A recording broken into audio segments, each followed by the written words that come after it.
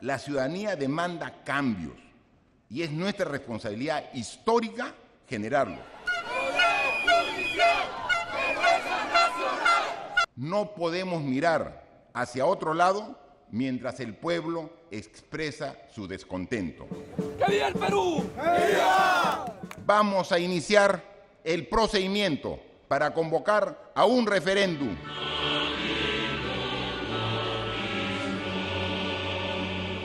Creo que en el tema del referéndum no le han pasado al presidente el dato concreto.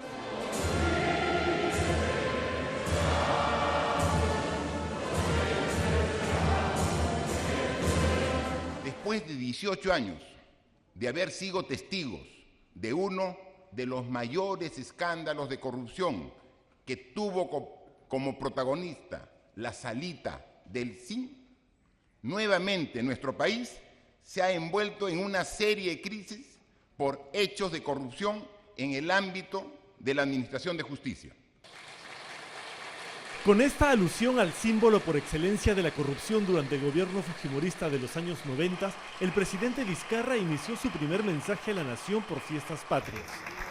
Un discurso muy esperado en el contexto explosivo en que la política peruana se halla sumergida desde que estalló el escándalo Lavajuez.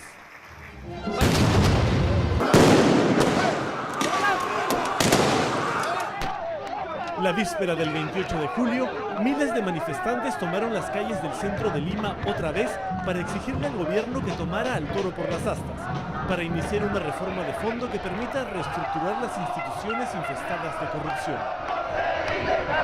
Estamos hartos, molestos, indignados de la impunidad y de la crisis a la que nos han llevado todo el sistema, porque es todo el sistema que está muy corrupto.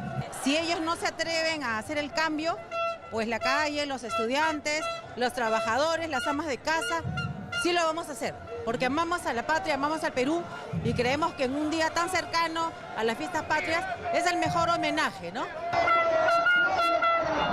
La desconfianza en las instituciones y el hartazgo generalizado se reflejaron durante toda la semana y a nivel nacional, no solo en marchas, manifestaciones y lavados de bandera, sino también en la negativa de diferentes colegios del país a participar en el desfile patrio. ¡Estos son los que siempre lucharán! ¡Estos son los que siempre lucharán! ¡Que se vayan todos! ¡Ni parches ni reformas!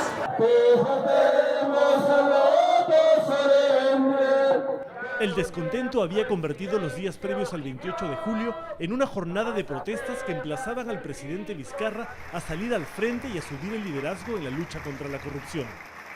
Porque usted tiene que defendernos. Usted es el primer representante de la nación. Y no es posible que esté al frente de los legisladores unos delincuentes y usted no los enfrente. Mañana lo esperamos, señor. Si no, las calles vuelven a salir. Si usted no los enfrenta, las calles vuelven a salir. Por favor, ya saben, no generar enfrentamiento. Esta es una marcha pacífica.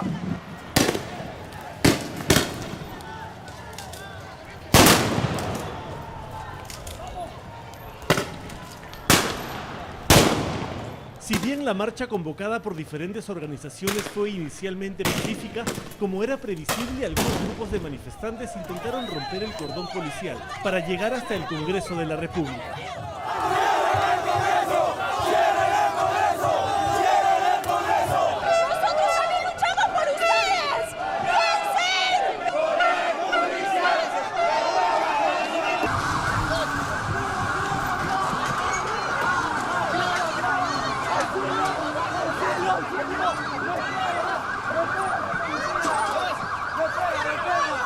¡Abuso del poder!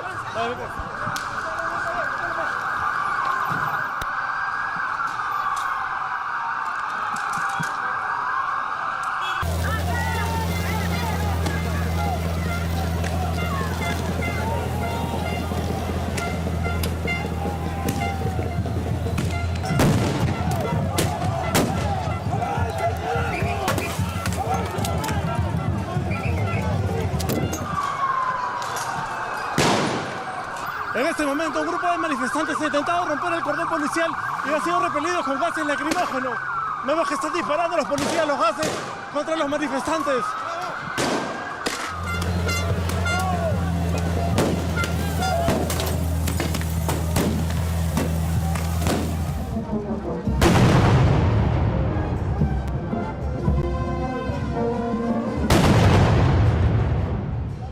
La mañana del 28, todo el Perú esperaba con ansiedad lo que diría el presidente sobre la lucha contra la corrupción.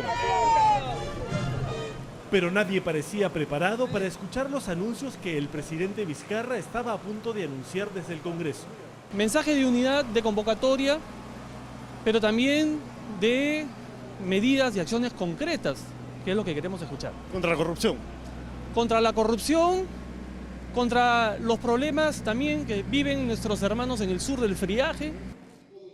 El eje principal del mensaje a la nación estuvo centrado en las reformas legislativas que impulsará el Poder Ejecutivo para volver más eficaz la lucha anticorrupción.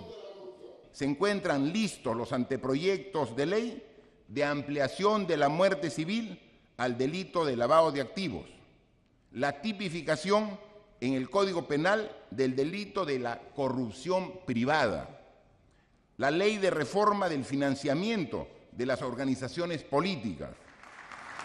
Hasta ese momento, todos sus anuncios eran recibidos con aplausos por la mayor parte de la platea.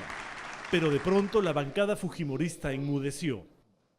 Vamos a iniciar el procedimiento para convocar a un referéndum para realizar este cambio con la mayor legitimidad posible para la construcción de confianza.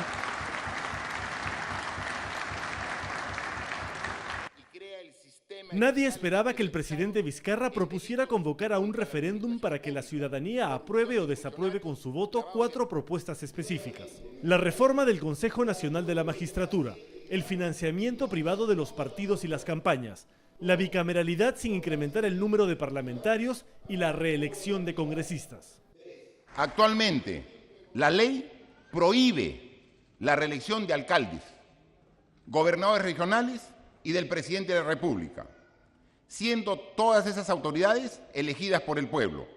Deseamos consultar a todos los peruanos si los legisladores debieran o no estar exceptuados.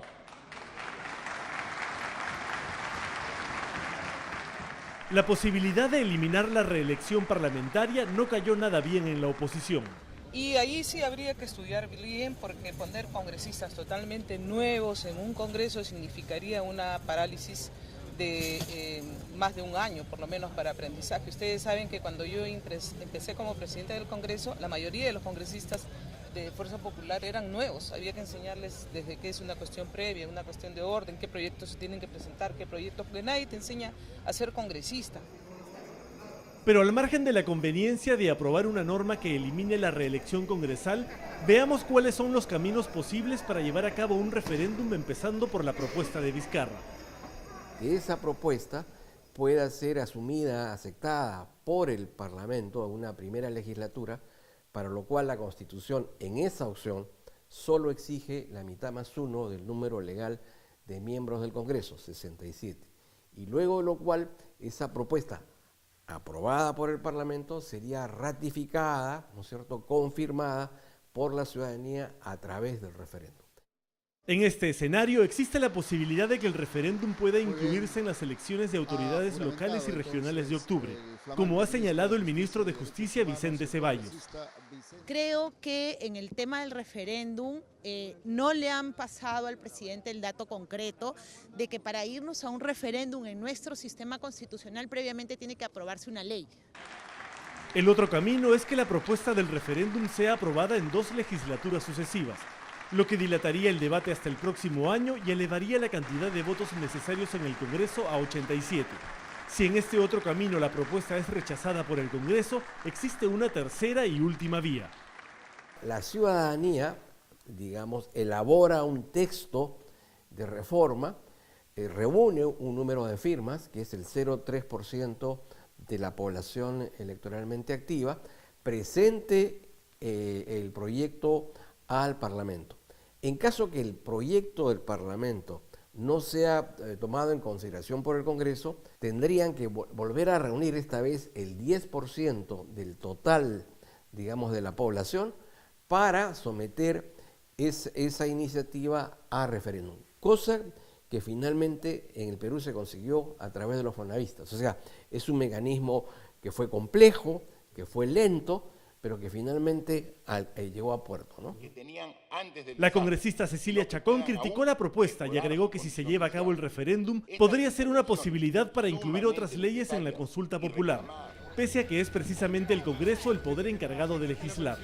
Yo creo, por ejemplo, que se debería llevar a referéndum el hecho de la publicidad estatal, ¿no? en los medios de comunicación, y el tema del matrimonio entre personas del mismo sexo. No es lo normal que el Parlamento llame a referéndum cuando son ellos los llamados precisamente a elaborar las leyes. Exactamente, ¿no es cierto? Es despojarse de una competencia y de la cual podría presumirse digamos, tienen dudas acerca de sus capacidades, entienden de que sus decisiones no enganchan con el sentimiento ciudadano. Sería la constatación de que hay una quiebra de fe y de confianza entre el representante y los representados. No tiene lógica. Además de la convocatoria a un referéndum, el presidente presentó 6 proyectos de ley para la reforma del sistema judicial, entre los que destacan la creación de un equipo de fiscales especializados en corrupción pública y lavado de activos, la implementación de un consejo para la reforma del sistema de justicia y una policía especializada en prevención de corrupción al interior de la magistratura. El presidente ha dicho que la OCMA no ha sido efectiva. Bueno, creo que la experiencia que hemos vivido nos muestra que los controles no han tenido la oportunidad de actuación que deberíamos de haber deseado. Este es el momento de las correcciones y creo que esa iniciativa, que resulta bastante interesante e innovadora, puede ayudarnos. También responsabilizó al machismo de la violencia contra la mujer y los casos de feminicidio. Y no solo se atrevió, para horror de los ultraconservadores, a usar la palabra género, sino que además anunció la implementación de una política en ese sentido para fines de este año. Aprobaremos la Política Nacional de Igualdad de Género, que será el principal instrumento orientador de comportamientos sociales libres de discriminación contra las mujeres. Por otro lado, y en abierta oposición a la postura de la bancada naranja, resaltó la importancia de la función fiscalizadora del periodismo.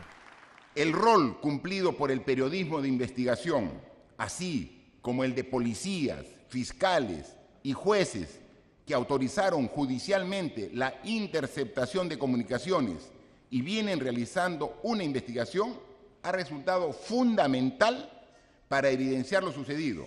Si no se hubieran revelado los audios, todo continuaría igual.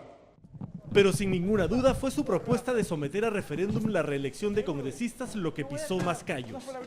Congresista, ¿qué tal le pareció? ¿Qué le pareció el discurso? No voy a declarar, no. Congresista, ¿qué le ha parecido el discurso del presidente Vizcarra? ¿Qué le pareció esta propuesta de someter a referéndum la reelección?